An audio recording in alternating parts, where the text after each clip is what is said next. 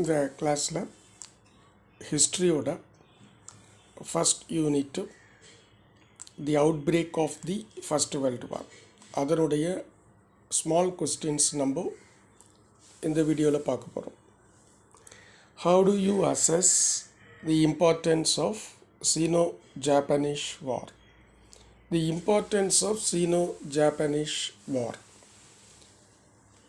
அதாவது சைனாக்கும் ஜப்பானுக்கும் நடந்த ஒரு வார், அதனுடைய முக்கியத்துவம், அதை எப்படி மதிப்பிடுவது?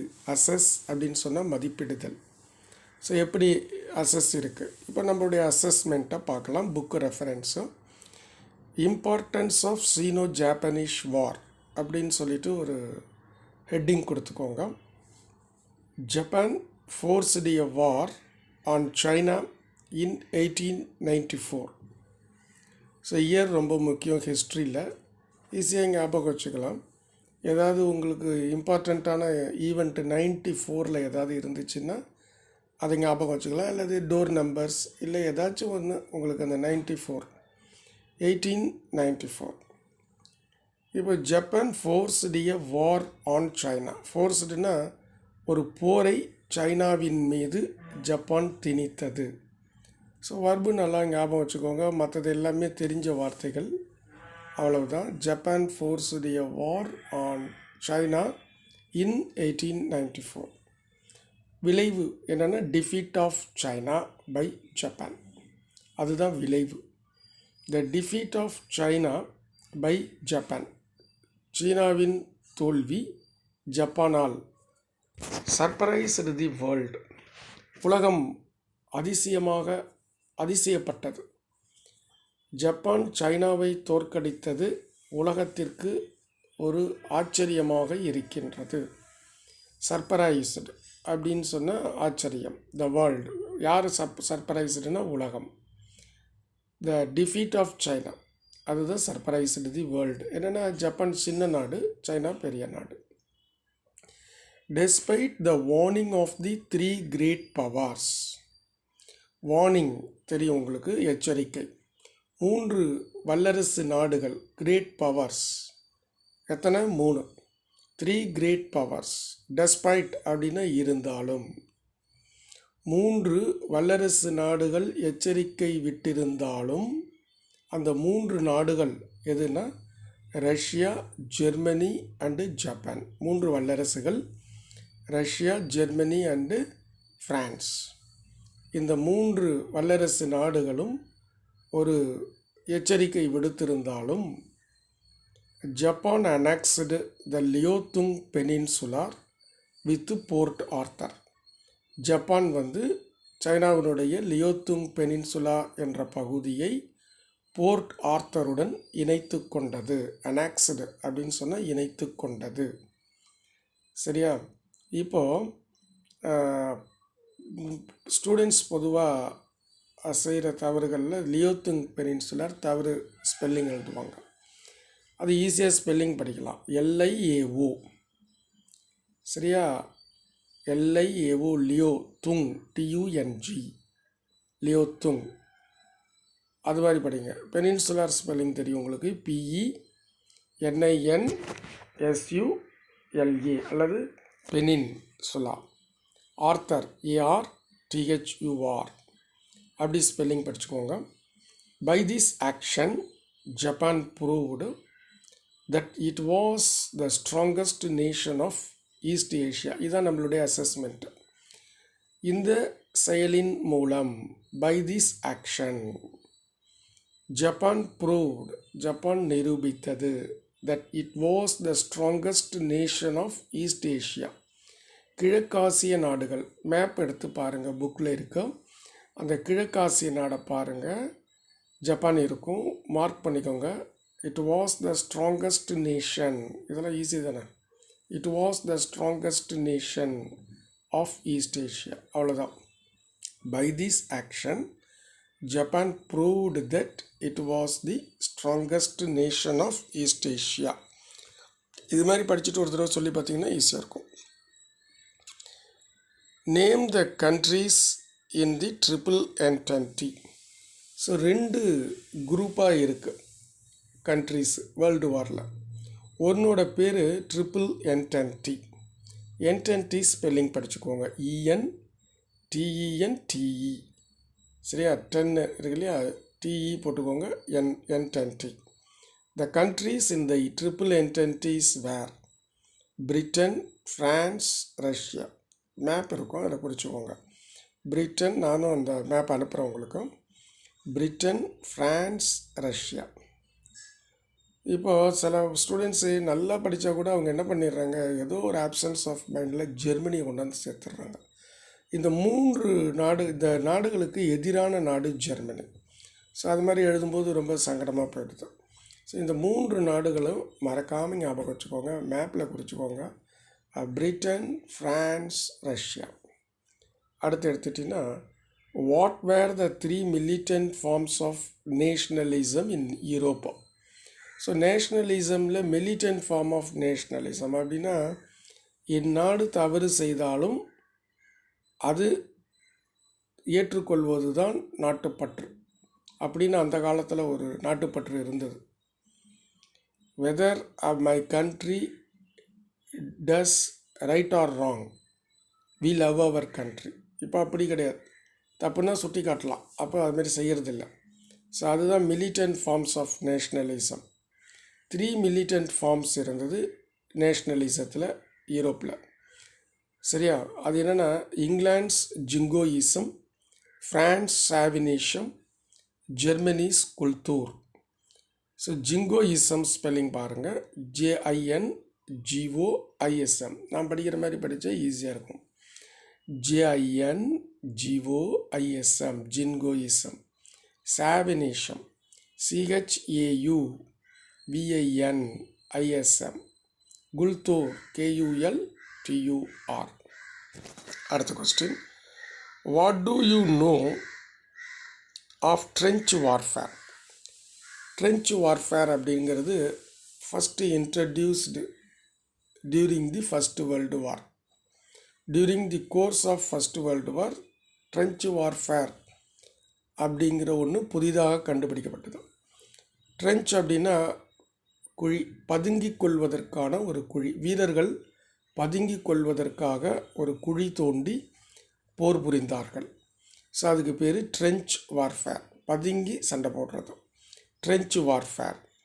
Trenches are ditches. இந்த இடத்துல டிச்சுன்னா பொதுவாக குழி, ட்ரென்ச் அப்படிங்கும்போது பதுங்கு குழி. டக் பை ட்ரூப்ஸ், இராணுவ வீரர்கள் அந்த குழியை தோண்டுவார்கள். இது ஒரு ஃப்ரேஸு, புரியுதா? ட்ரென்ச்சஸ் அல்லது டிச்சஸ், டக் பை ட்ரூப்ஸ். இதெல்லாம் படிச்சுக்கோங்க, இதான் subject of the sentence. Trenches are ditches dug by troops. Enabled, செய்ய முடிந்ததுன்னு அர்த்தம். எனேபிள்டு தான் வர்பு. யாரை? சோல்ஜர்ஸ். என்ன செய்ய முடிந்தது? To safely stand and protect themselves. யாரிடமிருந்து? From enemy fire. ஃபயர்னா துப்பாக்கிச்சூடு. எதிரிகளின் துப்பாக்கிச் சூடுகளில் இருந்து 2 விஷயம், பாதுகாப்பாக நிற்றல், சேஃப்லி ஸ்டாண்ட், ப்ரொடெக்ட் தம்செல்ஸ், உயிர் பலி வாங்காமல் தங்களை பாதுகாத்து கொள்ளுதல். இது சோல்ஜருக்கு செய்ய முடிந்தது. Trenches are ditches. So trenches are ditches dug by soldiers enabled the soldiers to safely stand and protect themselves from enemy fire. அடுத்து பார்த்திங்கன்னா, இந்த லைன்ஸ் எல்லாம் எப்படி கனெக்ட் ஆகிருந்தது, அவங்க தோண்டுனாங்க, பர்பஸ் என்ன சொல்லியாச்சு.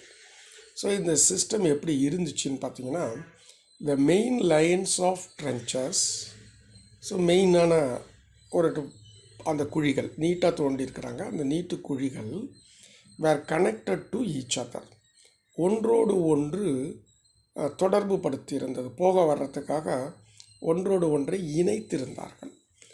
ட்ரென்ச் லைன்ஸ் நீட்டாக இருந்தது, அது ஒன்றோடு ஒன்று இணைக்கப்பட்டிருந்தது. எது வரைக்கும்னா கனெக்டட் டு தி ரியர். அழகாக படித்தா புரியும். தபார், connected to each other, connected to the rear, end வரைக்கும். ரியர்னா எண்டு. சரியா? இப்போ படிச்சு பாரு. The main line of trenches were connected to each other and to the rear. So அந்த கனெக்டட் டு தி ரியர் அதை நம்ம ஒரே இடத்துல கனெக்டட் போட்டுட்டோம். To each other and to the rear அப்படி படிச்சுக்கோங்க. எப்படி கனெக்ட் பண்ணாங்கன்னா by a series of linking trenches. So linking trenches இணைப்பு குழிகளை மூலம், சீரீஸ்னால் நிறையா 1 2 3 அப்படின்னு series of linking trenches. Linking ட்ரென்ச்சஸ்ங்கிறது ஒரு கனெக்ட் பண்ணுற பதுங்கு குழிகள், அதை சுருக்கமாக லிங்கிங் ட்ரென்ச்சஸ்னு சொல்லியாச்சு. By a series of linking trenches. சரியா? இதனால பர்பஸ் சொன்னோம். Safely stand and protect. இன்னொரு பயன் என்னன்னு கேட்டிங்கன்னா த்ரூ விச், இதன் மூலமாக food, ammunition, fresh troops, mail and orders were delivered அப்படின்னா அதை அவர்களிடம் அனுப்ப முடிந்தது. டெலிவர் பண்ணுறாங்க. சரியா? என்னென்னலாம் டெலிவரி கொடுக்குறாங்க? Food, ammunition, fresh troops, mail and orders. Food தெரியும். அம்யூனிஷன்னா ஆயுதங்கள். ஃப்ரெஷ் ட்ரூப்ஸ் டியூட்டி முடிஞ்சோடனே இந்த வீரர்கள் போயிட்டு புதிய வீரர்கள் வருவாங்க. மெயில், தபால், ஆர்டர்ஸ், உத்தரவுகள், இவைகள் எல்லாம் டெலிவர்டு. சரியா? முறையாக படித்தோம்னா ஈஸியாக புரிஞ்சுக்கலாம். The main lines of the trenches were connected to each other and to the rear by a series of trenches, linking ட்ரென்ச்சஸ்ன்னு சொல்லுவோம். த்ரூ விச் அஞ்சு ஞாபகம் வச்சுக்கணும். Food, ammunition, fresh troops, mail and orders were delivered. அடுத்தது, what was the role of Kemal Pasha? So Kemal பாஷாங்கிறவர் Mustafa Kemal பாஷாவின் பங்கு என்ன? அவருடைய செயல் ஆற்றியதில் அவருடைய ரோல் என்ன? எந்த நாடுன்னா Turkey. Mustafa Kemal Pasha plate a remarkable role for Turkey's rebirth as a nation. ஒரே வரியில் முடிஞ்சிருச்சு. Turkey's rebirth as a nation. Turkey ரொம்ப பின்னடைந்த நாடாக இருந்தது. முதல் உலகப் போருக்கு பிறகு பார்த்திங்கன்னா அது மிகவும் பின்னடைந்த நாடாக இருந்தது. அந்த நாடு மீண்டும் எழுவதற்கு, மீண்டும் ஒரு தேசமாக உருவாவதற்கு அப்படிங்கிறதுக்கு ரீபர்த் ஆஸ் ஏ நேஷன், ஒரு தேசமாக. எந்த நாடு? டர்க்கி. அதற்காக ஒரு மிகப்பெரிய பங்காற்றினார். Mustafa Kemal Basha played a remarkable role for Turkey's rebirth as a nation. He modernized Turkey and changed it out of all recognition. So modernised Turkey அப்படிங்கிற நாட்டை நவீனப்படுத்தினார். அண்ட் சேஞ்ச்டு இட், அதை மாற்றி காண்பித்தார். Out of all recognition, so ஒரு சிறந்த தேசமாக உருவாக்கினார். அடுத்தது இது 6வது கொஸ்டின். அந்த கொஸ்டின் நமக்கு ரெஸ்ட்ரிக்டட் சிலபஸில் கிடையாது, ரஷ்யன் ரெவல்யூஷன் கிடையாது, அதனால் அதை நம்ம ரிமூவ் பண்ணிடலாம். List out any 2 causes for the failure of the League of Nations. So League of நேஷன்ஸ்னு ஒரு அமைப்பு, அது to settle the dispute of the nations and maintain peace and security. So League of நேஷன்ஸ்ங்கிறது ஒரு சர்வதேச அமைப்பு. அந்த சர்வதேச அமைப்பு நாடுகளுக்கு இடையான பிரச்சனைகளை தீர்வு காண்பது, அமைதியை உலகத்தில் ஏற்படுத்துவது, இதற்காக தோற்றுவிக்கப்பட்டது. அது தோல்வியடைந்ததற்கான காரணங்கள் என்னன்னு கேட்குறாங்க. Causes for failure of the League heading. அடுத்தது, the League appeared to be an organisation. So அது ஒரு ஆர்கனைசேஷன் தான், ஆனால் அப்பியர்டு டு பி அன் ஆர்கனைசேஷன்னா அந்த ஆர்கனைசேஷன் இவ்வாறு காட்சி அளித்தது. அப்பியர்டுனா இந்த இடத்துல காட்சி அளிக்கிறது. ஸோ அப்படி அந்த அமைப்பானது இருக்கிறதுன்னு அர்த்தம். எப்படி இருக்கிறது? Those who were victorious in the first world war. So in the first world war, உலகப்போரில் ஹூ வேர் விக்டோரியஸ், யாரெல்லாம் வெற்றி பெற்றார்களோ அவர்களுடைய அமைப்பாக மட்டுமே லீக் இருந்தது. ஸோ ஒருதலை பட்சமாக இருக்குன்னு அர்த்தம். ஸோ எல்லாருக்கும் பொதுவாக இருந்து ஒரு நாட்டில் பிரச்சனைகளை தீர்த்து அமைதியை நிலைநாட்டணும். அவ்வாறு இல்லாமல் ஒரு வெற்றி பெற்ற நாடுகளுக்கு மட்டுமான ஒரு அமைப்பு போல தோன்றியது. அதனால் என்ன அர்த்தம்னா ஒரு சாராக நடந்து கொண்டது, அது ஒரு காரணம். Since it lacked the military power of its own. Lacked அப்படின்னா இல்லைன்னு அர்த்தம். So military power of its own, அந்த அமைப்பிற்காகவே ஒரு இராணுவ வலிமை அதனிடம் இல்லை. சின்ஸ் இல்லாத காரணத்தால், அதுக்கு தேவைப்பட்ட காரணத்தால், it could not enforce its decision. So it's decision, அதனுடைய முடிவுகளை, அது ஒரு முடிவெடுக்குது, அதன் முடிவுகளை கட்டாயப்படுத்தவோ அல்லது செயல்படுத்தவோ முடியவில்லை. குட்னா முடியும், குட் நாட்னா முடியவில்லை. ஏன் அதனால் முடியவில்லை? மிலிட்ரி பவர் அதுக்கு இல்லை. ஸோ சின்ஸ் இட் லேக்டுனா பற்றாக்குறைன்னு அர்த்தம். இந்த இடத்துல அதுக்கு இல்லைன்னு தான் அர்த்தம். அந்த இட்டுங்கிறது லீக் ஆஃப் நேஷன்ஸை குறிக்கிறது. Since it lacked the military power of its own, it could not enforce its decision. சரியா? புரியும்னு நினைக்கிறேன் உங்களுக்கு. இந்த இது பார்க்கலாம். இது எப்படி இந்த வீடியோ இருக்குன்னு பாருங்கள். அப்புறம் இதை நீங்கள் லைக் பண்ணுங்கள், ஷேர்